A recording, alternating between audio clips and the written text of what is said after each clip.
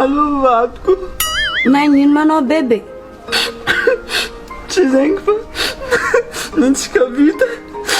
Tegna tsy tavaboaka.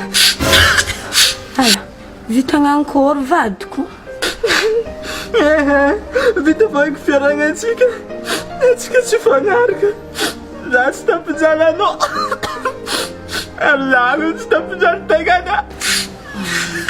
Mampijaly tegna karakory manao vadiko? Marara mponandra. Karaha misy raha mitsiko. Mara.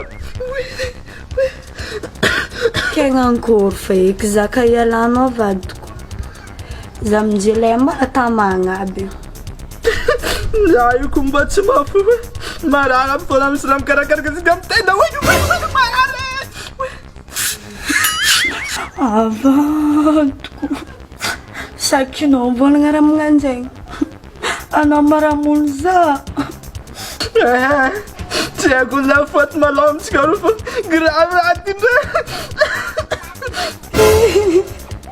Sakinao aminahy.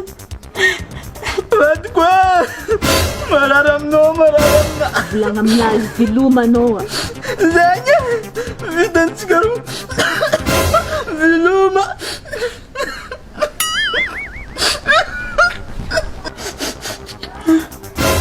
Nitapany.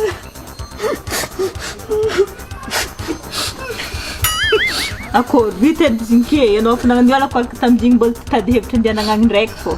Tandrema manomboka niany.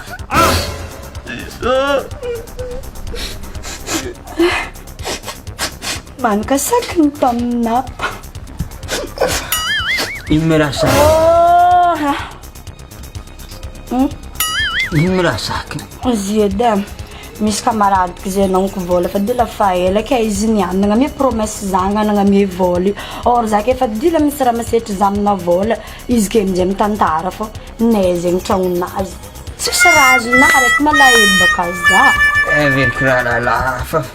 Avedatsika hoandry. Nao zegny solo amizay. Atsika andro hafa mandeha magnano taty bato aminazy amin'ny tagno mety. Anao fô tiako.